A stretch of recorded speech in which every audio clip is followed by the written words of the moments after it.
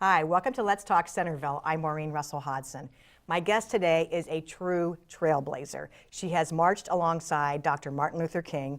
Today she was the keynote speaker at the Centerville-Washington Diversity Council's annual MLK breakfast.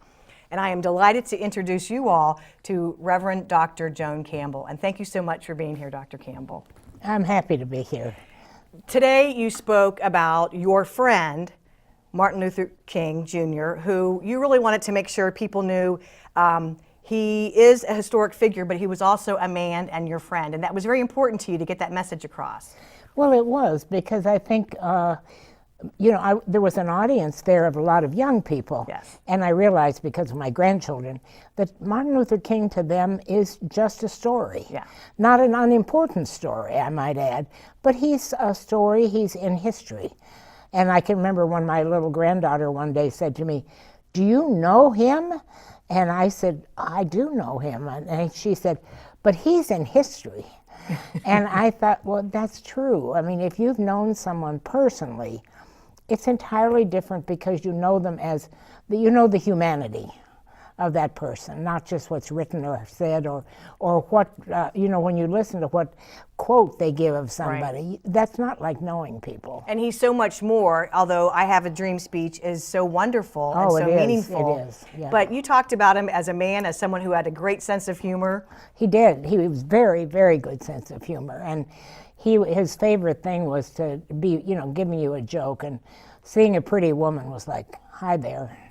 I mean, there was just a lot of something very real about him. Loved his children, was very, very much a family man. A lot of the things people don't really pick up about him because they know him in history. And yet we do know, as you talked about today, the courage. Yes, absolutely. That he had.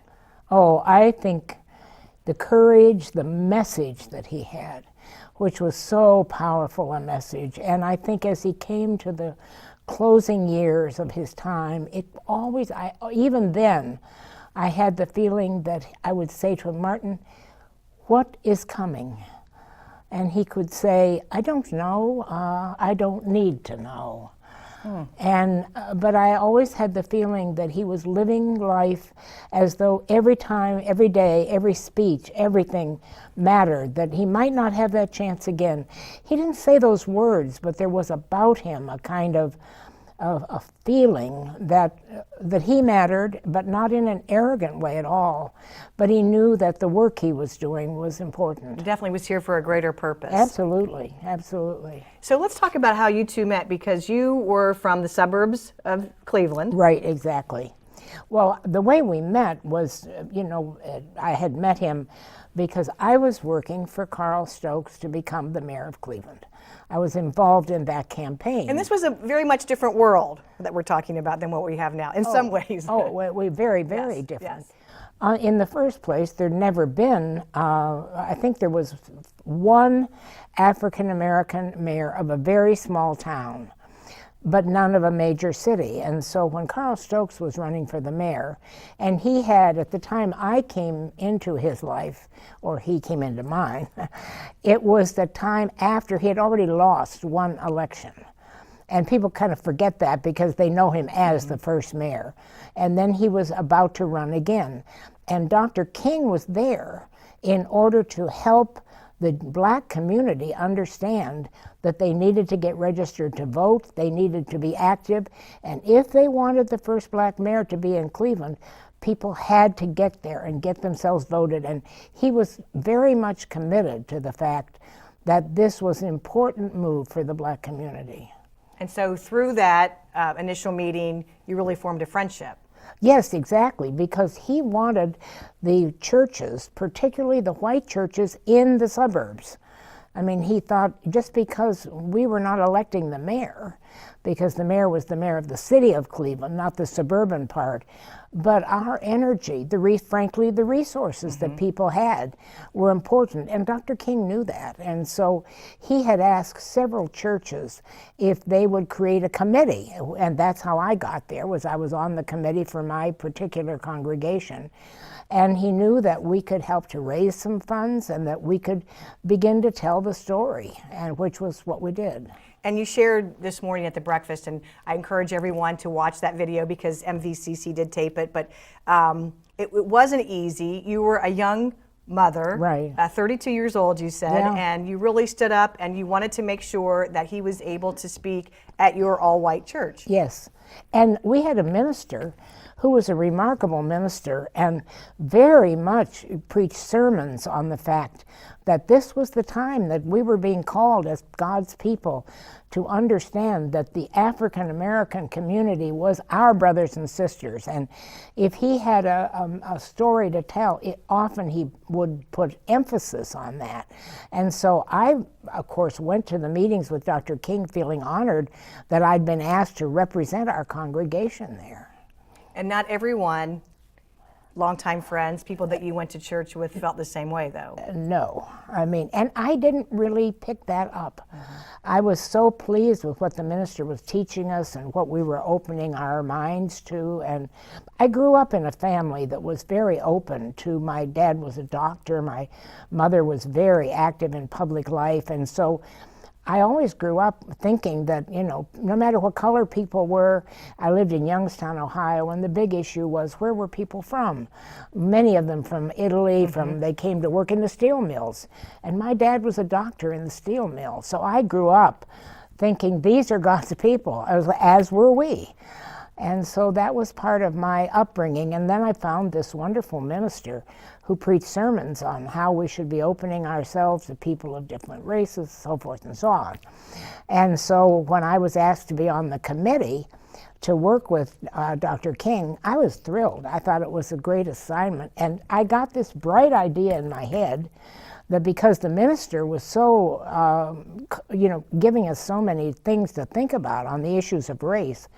And so Dr. King, so one day he came in and he said, well, ladies and gentlemen, I have been to just about every black church in this city, and I don't need to go back all the time. But I have never been invited to a white church. And innocent me, I sit there. Trailblazing point number one, right? I sit there and go, you can come to our church because our minister talks about racial justice, and I think he would be delighted if you could just come to our church and speak. And he said, done, I'll be there. And he said, by the way, where is it? I said, well, it's in Shaker Heights. And he said, oh, Shaker Heights, yes, I know. That's a pretty well-blessed community, as he put it. And so I went back all excited to tell people in the church that Dr. King was coming to our church, and I got the surprise of my life. At that point in time, our minister happened to not be there. He was on vacation. It was summertime. We had a new minister who had been there 2 weeks. And so he was all delighted about this. That's good. But, yes, that was good. But it didn't take long to find out that some of the people with the most resources and some of the people that had been there for a very long time thought this was about the worst idea they could think of. And they were going to do what they could to take back the invitation. And yet you all persevered and made it happen. Absolutely, we did. And it was costly. My husband was in a law firm. He was young. We were 32 years old with, 3 little kids. And the law firm was certainly not appreciative of the fact that he was getting involved in having Martin Luther King. And the reason that story seems so important to me now is because I learned from my own grandchildren when I asked them about Martin Luther King, and they said, well, he's in history. And I realized, I thought, he's no more real to them than George Washington is to me. And I thought people really need to know of the struggle. We think of him now because he's revered as a great man. But I got very concerned that people lost the fact that many people struggled to have him accepted. I mean, he didn't just walk into Cleveland and everybody thought it was wonderful. And I think that's a story that needs to be told so that, younger people get a hold of what it was like in those days to support Martin Luther King and what it was like for him. And I And felt he obviously made the ultimate sacrifice for his message. Yes, yes, absolutely. And you know, from the very beginning of my getting to know him, and he had dinner in our home and we got to know him. He's an extremely interesting man, very funny. He has a great sense of humor. And I think, you know, the more he's in history, I remember one of my grandchildren said, "You can't have known him. He's in history." And I said, "But I and did." And so were you. So is her grandmother, Yeah, right? Yeah, but it was so interesting to me that I realized the only understanding they had of him was what had been written and things they'd seen. Well, he had died by the time they were old enough to get connected with who he was. But you speak of him, and this morning you spoke of him as if you just saw him yesterday. He's still so yeah, present and so fresh in your mind. Well, he was the kind of person, you know, in everybody's life, there are people, whether they're famous or not, there are people that have an impression that they make They make on an you. impact in your life. And because we had so much trouble within the church, it never occurred to me that they would not let him speak in the sanctuary. And finally, to have him speak, he had to speak outside. And of course, and everyone said, "Well, what if it rains? And what if this?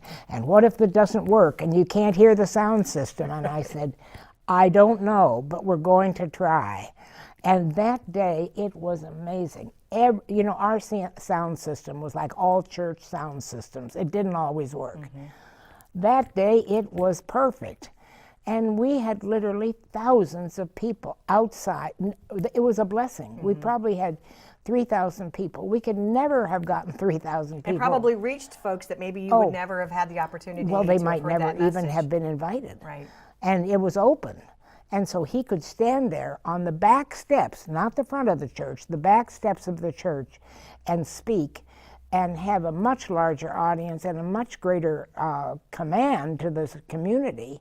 I mean, here was Shaker Heights, one of the wealthy communities, beginning to become a community that was welcoming or not welcoming black people to live there. And so it really was much more fortuitous than was ever intended, certainly by me. I was much too naive to understand exactly what I had offered by offering him to come there. And yet that moment really made an impact on your life and Oh, probably absolutely. changed the direction that your life was going in. Well, and it also, I became very good friends with the men and women in the black community, because for the ministers in the black community, they were deeply grateful that he had spoken in this white congregation. No matter how fussy they were about it, he did speak there, and it was a historic moment. And that I then began to understand, what was this prejudice and what was it all about? And in the process, I became acquainted with a lot of the black ministers. And when I became a minister myself, I was ordained by a black minister because they trusted me in a very interesting way. And I think it was because of the role with Martin Luther King. All that came after he died. When you have a whole list of first, but when you talked about being ordained, you're one of the first women to be ordained, yes, right? Yes, that's right. There So were very few. That's big stuff. I guess so. I to mean, you know, when it happens to You are in history, see?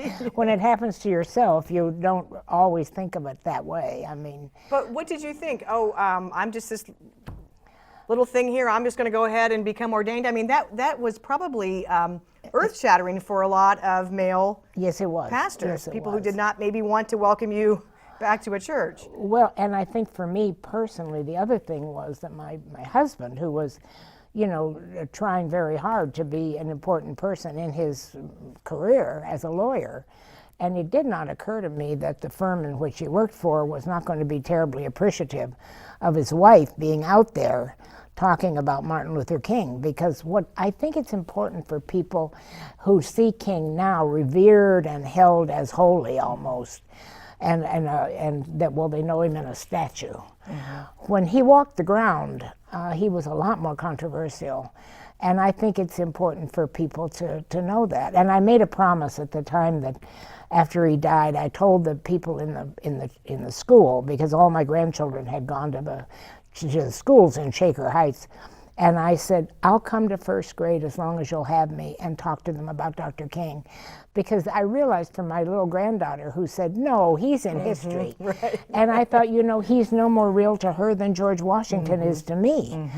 And today, as I gave my speech, I thought, I bet half the congregation that was listening would not have known him. He would have been gone by then. And you put such a personal and real touch to him and who he is, and I think inspired a lot of people to find out more about him as a man. Right, and who as a he was human being. as a human being, as he walked the grounds, as you say. Yeah, I think so. I want to talk a little bit more about you because we talked about you were one of the first women to be ordained, if I may say what age you were.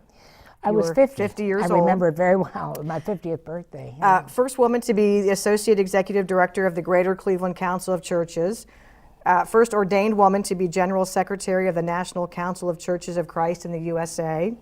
Executive Director of the U.S. Office of the World Council of Churches.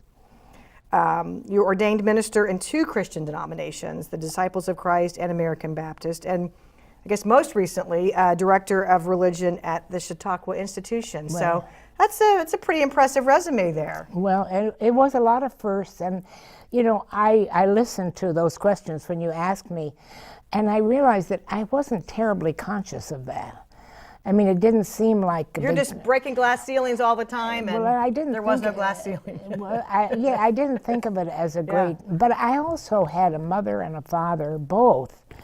I can remember my mother. Now remember, if I'm 87, I have to think how old I am. And when my mother and father, I begin to realize looking back, and they both worked with the black community in Youngstown, Ohio. And my father was a doctor in the mills.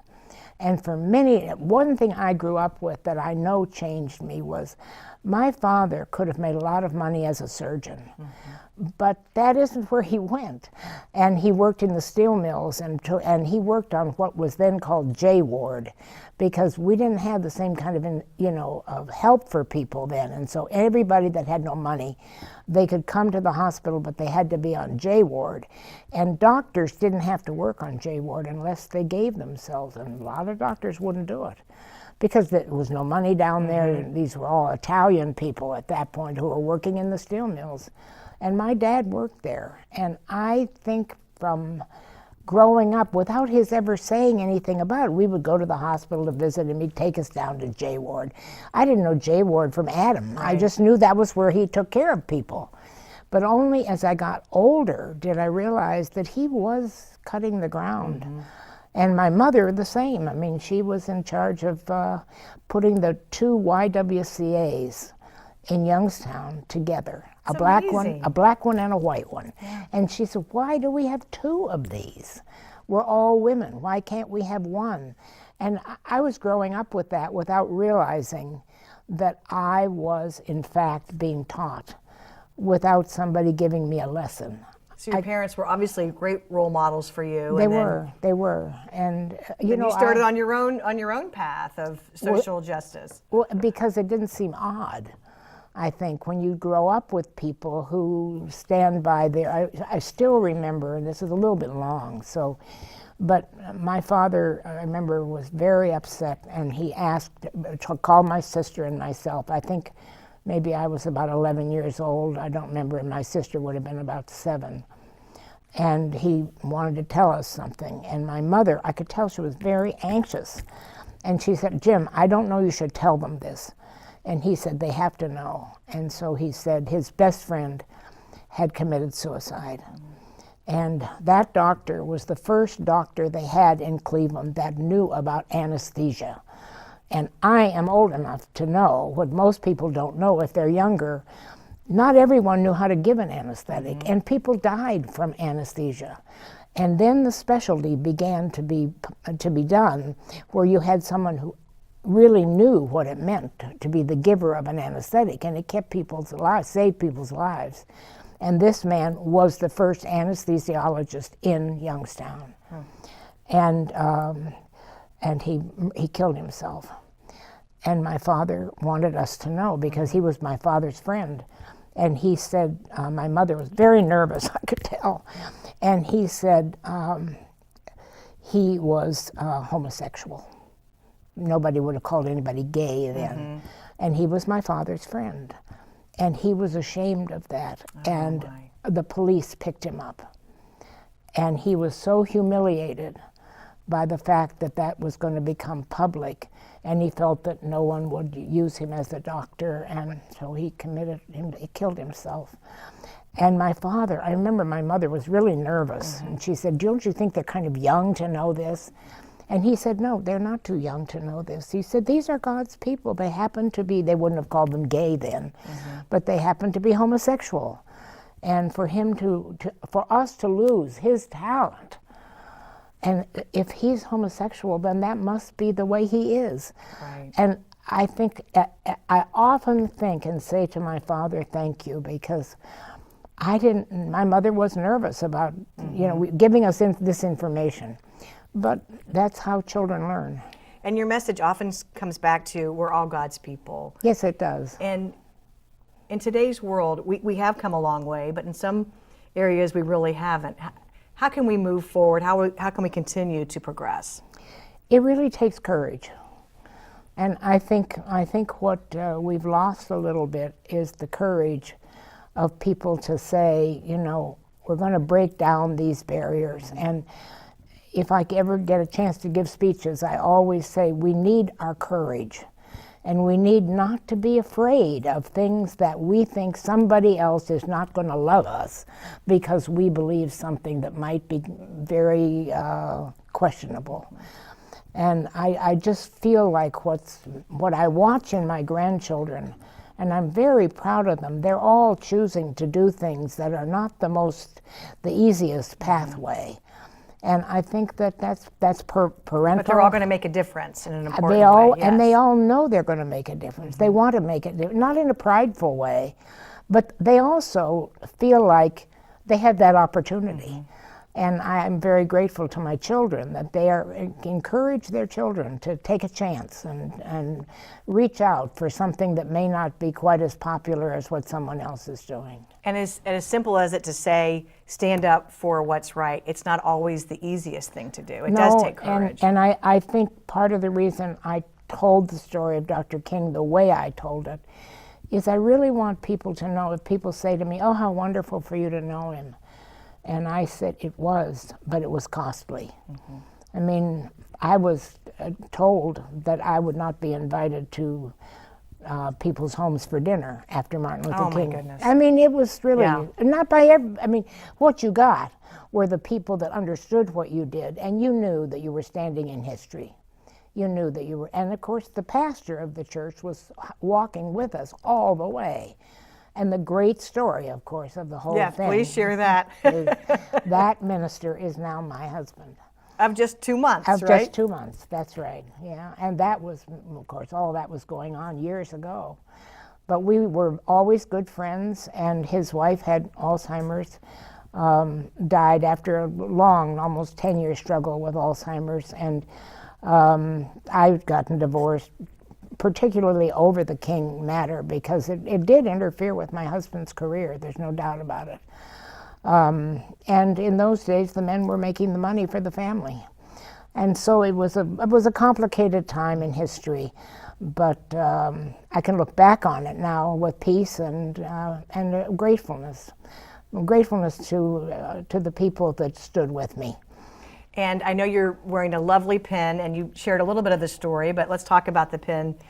Well, it is very special, and my family will tell you that I have these fits if I think I've lost the pin. And they always go, "Grandma, would you please tell me what is that pin that you get so nervous about?" And I said, well, when I finish hopefully we can show a close-up of it. But yeah, when I finish my work at Chautauqua, explain for people what Chautauqua is. Oh, the Chautauqua Institution is a 250-year-old institution, and they began out of the religious community, but became, to this day, of course, part of the world that's known very much for bringing into this community great speakers and people that can help us to grow as we go on. And their lifelong learning is their motto.